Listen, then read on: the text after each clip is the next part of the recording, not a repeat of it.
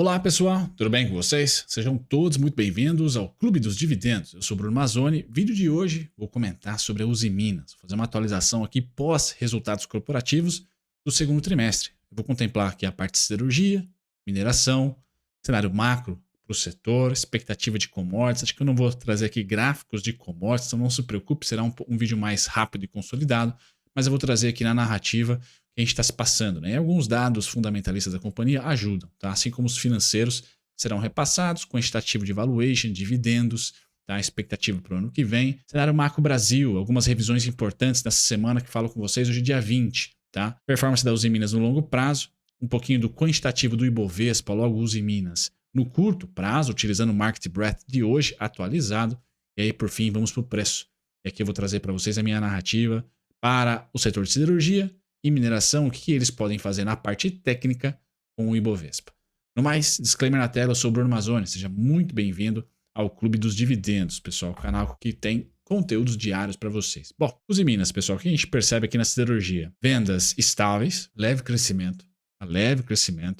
Lembrando que a Usiminas, esse gráfico aqui fala tudo, tá? Então, ali, 99,9% do que ela vende é mercado interno, mercado externo é pouquíssima composição, que já chega ali na mineração para vocês enxergarem também. Receita, termos de troca, esse que está sem achar o seu piso, tá? Tem achado aqui, tem diminuído, né? A tendência entre um trimestre e outro já começa a ser estável. Então, qual que é o meu cenário macro aqui para as companhias cíclicas de commodities, pessoal? O setor de metais, os grãos também, petróleo que é um bicho diferente.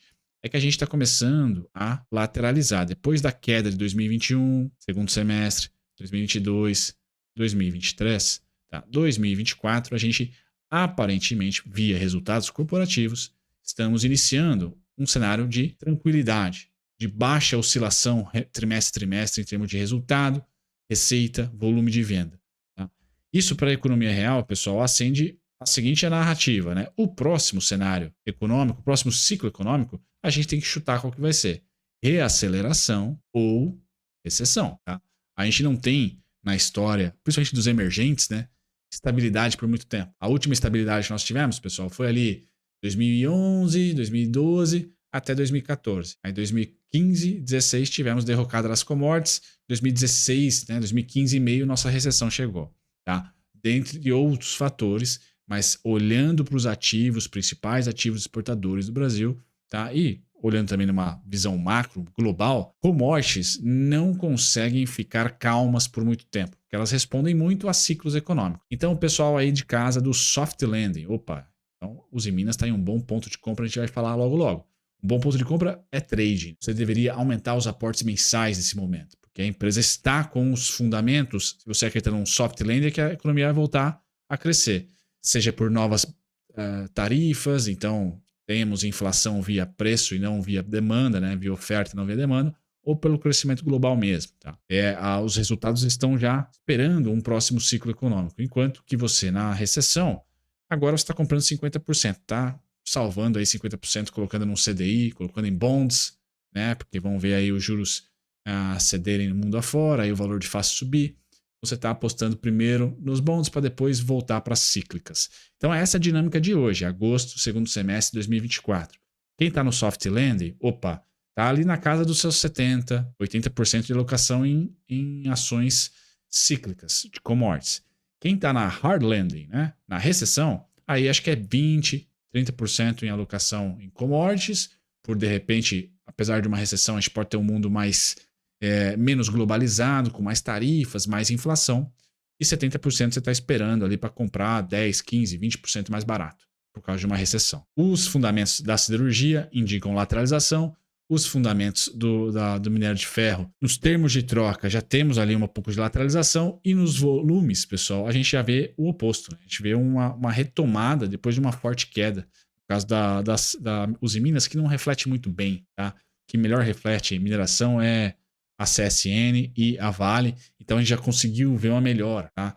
A Usiminas também melhorou, né? Lembrando que mineração é boa parte exportação, tá? Uma menor parte aqui é mercado doméstico. Então mineração também já nos dá um pouco de mais alívio em relação a um soft landing ser mais provável do que um hard landing. Uma reaceleração econômica ser mais provável e uma desaceleração coordenada por hora das atividades econômicas para uma reaceleração logo. Está mais claro, mais provável hoje, tá, do que uma recessão. Então esse é o cenário macro. O micro, pessoal, o que a gente tem que olhar aqui? Uma companhia que fez altos investimentos em 2021 e 2022, principalmente 2022 e 2023 com o alto forno 3, né? E que agora já vem enxugar esses investimentos. E que ao longo desses investimentos, via captações e via também a bonança que foi 2020, 2021 e parte pequena de 22 de geração de caixa, veio uma alavancagem hoje, pessoal, de 0,80. Então, Uzi Minas não é um problema de alavancagem. Ela tem caixa, condições hoje financeiras de aguentar um hard landing, uma recessão. Então, vocês percebem aí no gráfico do meio do CAPEX, como foi intenso no segundo TRI 23, terceiro TRI 23, quarto TRI 23 já diminuiu um pouquinho. E aí 2024, pessoal, não passamos da casa dos 300 milhões de CAPEX. Tá? Então o alto forno ali, ele terminou em termos financeiros, né, do calendário no terceiro trimestre de 2023. Tá? No quarto trimestre de 2023. E aí 2024 já não tivemos mais ele participando do dispêndio, passivos aí da companhia. Então isso é muito bom. Ela volta a fazer caixa no segundo TRI 24, cerca de 150 milhões caixa foram feitos, com uma alavancagem, né, e disponibilidades alta, é uma empresa que não tem problema. Tá? Uma empresa que praticamente não tem problema de alavancagem nesse momento, no quantitativo. Então, terminamos a tese de investimentos, pessoal, é cenário econômico. Tá? O ativo é muito bom, os Minas é interessante, ela tem na sua tese de investimentos, muito bom frisar, muita sensibilidade ao Brasil, como eu mostrei para vocês, siderurgia é a principal fonte de receita e 99,9% é Brasil. Então é uma companhia, por exemplo, que depende da nossa atividade econômica, depende da nossa inflação, depende de barreiras para a importação do aço chinês e que se de repente nós tivermos mais barreiras acontecendo, né, com o minério, tá, de ferro, principalmente que ela exporta nos anos de 2024, 2025, perdão, 2025 e 2026, ela também pode enfrentar um pouquinho de problema. Mas aí, pessoal, em termos de minério, a gente não tem tido barreiras e o Trump, ele taxou, caso ele seja o vencedor nos Estados Unidos, ele taxou o aço, tá? Já então beneficiado o minério, né? Acho que é um problema maior da CSN, tá, que exporta aço, do que a Uzi Minas, que vê mais o mercado doméstico por ser um mercado de aço, siderurgia, e o mercado externo acaba sendo o minério, certo? Então o Trump, com as suas barreiras, acho que em 2018 ele taxou 40%, né, o nosso aço. Se de repente ele voltar 40% 2.0 aí em 2025, eu acho que a CSN é um trade mais sensível.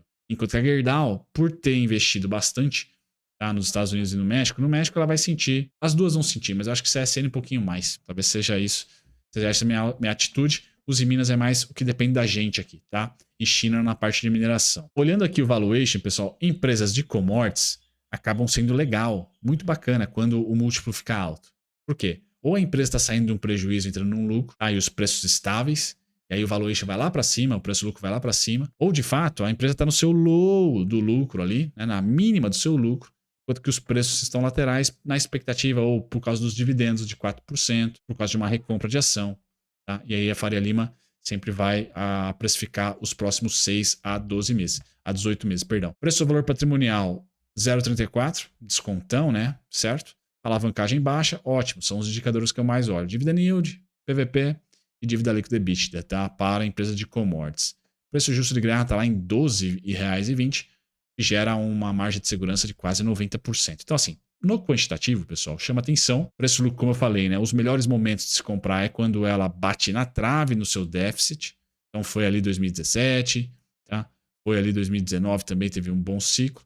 Quando ela encontra no prejuízo, é interessante olhar, como foi 2015 e 2016. Mas aqui a gente vai ter que ter muito cuidado, porque o ciclo econômico é importantíssimo. É importantíssimo. Nós tivemos uma queda muito forte de minério 2014 a 2016, e uma queda abrupta no aço, tá? 2014 a 2016. Então, todo mundo foi para o negativo aqui. Qual a diferença daquela época para agora, pessoal? É que as empresas estão faixa preta nisso. Ninguém mais está apostando em 20% de crescimento, 10% de crescimento também não. 10% de crescimento, 8% de crescimento da China. Então, ninguém está fazendo super investimentos. O alto forno 3 é modernização, tá? É produzir mais por menos. Aí não uma hidrelétrica que a empresa comprou, não uma nova mina que a empresa está investindo lá no, sei lá, Cafundó dos Cafundó. Então as empresas estão bem conservadoras, tá? Dividendo cessou esse ano, pessoal, então 28 centavos, é isso. Os em Minas é sempre aos nos meses de abril. Quando a bonança existe, ela paga mais vezes, mas geralmente em ciclo de baixa, como tem sido nos últimos 3 anos, é só em abril. E aí nós temos então o preço teto atual, o coerente até abril do ano que vem, R$ 4,66. Tá? Hoje os preços estão a R$ 6,50, então você está morno com a Usiminas em termos de dividendos. Ela que tende a pagar no final de abril, pós-resultado corporativo. Tá? Então ela sai lá de 10% em 2022, cai para 5,06% em 2023 e vem para 4,35% em 2024. Pessoal, o número de 2024 você pode esperar, tá, para 2025. Esses 4,35%, se nós continuarmos a ter ali uma desaceleração econômica, mais uma melhora nos juros, mundo afora, né? A gente provavelmente vai ter essas companhias, principalmente a Usiminas que não tem alavancagem alta, pagando. Agora, cenário, pessoal, da XP revisado, a carta veio nesse final de semana aqui do dia 18, perdão, é de Selic subindo para 11,75% em 2024 e terminando em 12% em 2025. E o crescimento caindo de 2,7%, indo para 1,7% e depois 1,6%. Tá? Então, esse tipo de projeção da XP, pessoal, Faria Lima, ela é meio unânime, né? Então o pessoal deve ir atrás. Esse tipo de projeção, para a Vale, para a Semin, tanto faz, tanto fez, ou melhor, elas são mais isentas, porque elas exportam. Agora, para uma CSN Siderúrgica Nacional, por uma Usiminas, que depende do mercado interno bastante, olha, uma CBAV, né? Uma CBA, é complexo, é notícia ruim. Então, se você está com esse cenário aqui, pessoal, talvez não, com certeza, a sua small cap vai sofrer.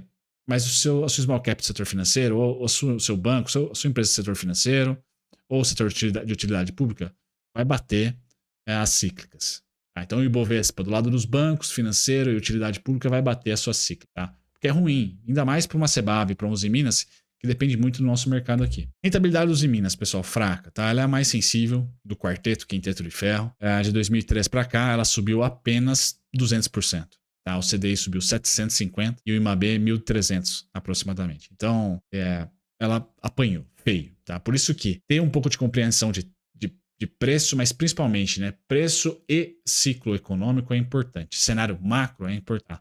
No micro do Ibovespa, quantitativo, deixa eu sair daqui da frente do scanner da bolsa do seu QR Code aí. Pessoal, estou gravando para vocês dia 20 de agosto. Nós temos o Ibovespa quantitativamente, né, tecnicamente, quantitativamente, bem caro nesse momento. Entrando essa segunda quinzena de agosto no market breadth nas alturas. Então, para você que está inseguro em fazer aportes em ativos, pessoal, talvez em ativos de renda variável, em ações, talvez encontre no setor de mineração, siderurgia, a classe, né, ou o setor que ainda está barato. Isso se você tiver o cenário de soft landing, de reaceleração econômica nos próximos 6, 12, 18 meses. 3, 6, 12, 18 meses. Quem está em recessão, pessoal, a Usiminas tem aqui um pouquinho mais de gordura para ceder. Até os 4,18. Tá? 4,18, 4,63, pessoal da recessão. Quem não está recessivo, vamos assim dizer, olha, talvez tenha chegado na mínima, 6,30 ou 5,13. Tá? 4,63, acho que faz parte dos dois mundos aí, né? Então, eu acho que quem está com a expectativa de recessão, nesse momento, a 6,40, por exemplo, estaria economizando 50% do aporte, cadastrando aqui nos 4,18, por exemplo, certo? Uma estratégia, beleza? Quem está no soft landing, sobe um pouquinho, 70% agora, 30%, né, ali nos 5,13, nos 4,63, e não somente nos 4,18, por exemplo, você voltar a comprar 100% do seu potencial na Usiminas. Preço teto, pessoal, 8,80, 9,70, 9,22. Aqui é preço teto. Por quê? Eu não falei de um cenário de expansão econômica porque eu acho que é meio que impossível, né? Fed ainda está lá nos seus 5,50, 5,25. Nós estamos aí nos 10,50 e aparentemente Faria Lima está projetando 12%, 11,75%. Então, assim, não é um cenário bom para crescimento. E a China não está crescendo 20% ao ano. Portanto, se nós subirmos, a humildade minha vai ser bem grande dizer para vocês, pessoal, a gente sai da queda e vem para lateralização. Tá? Qual que é o problema com o price action da Usiminas, né? O preço da Usiminas? É que ela praticamente não viu lateralização na última década. Ou seja, ou ela esteve, se essa palavra existe, né, caindo, ou subindo. Diferentemente da Vale, ela não lateraliza. A própria Semin já lateralizou. A Usiminas, pessoal, é uma dinamite mesmo. É uma pimentaça. Não é pimentinha, não. É uma pimentaça. Então eu estou querendo que ela faça algo que ela nunca fez. Pelo menos não fez na última década. É o quê? Terminamos o ciclo de baixa, demos um respirinho por política monetária, né, de alta, mas ainda com minério caindo, com aço caindo, etc. E agora a gente vai fazer o quê? Lateralizar. Esse é meu cenário base. Agora um asterisco gigante. O que isso quer dizer, então? Diminuo bastante as compras no 8,80 para cima, aumento bastante dos 6,30 para baixo, ou excessivos aí, dos 4,18 para baixo, dos 4,60 para baixo, tá? Basicamente isso. Mas ela não fez, pessoal, essa lateralização. Talvez ali em 2019, algo parecido. Mas por pouco tempo ali. Foi de 2000... Pouco tempo não, né? 2018 a metade de 2019, 1 ano e meio. Tá? Então, beleza. Nós começamos a lateralizar em 2024, então 2025 e meio, ficar passando ali até o segundo semestre do ano que vem, ela não andar, ficar lateralizando, mas pelo menos pagando esses 4% é bacana. Pessoal, é isso. Tá? Essa é a única estratégia que eu teria para falar para vocês da Uzi Minas para os alocadores de longo prazo. Beleza? Se ficou comigo até o final, obrigado pela companhia. Link especial aqui no meio, inscreva-se no canal e os vídeos mais chiques e gourmets aí do canal recomendados para vocês. Tchau, tchau.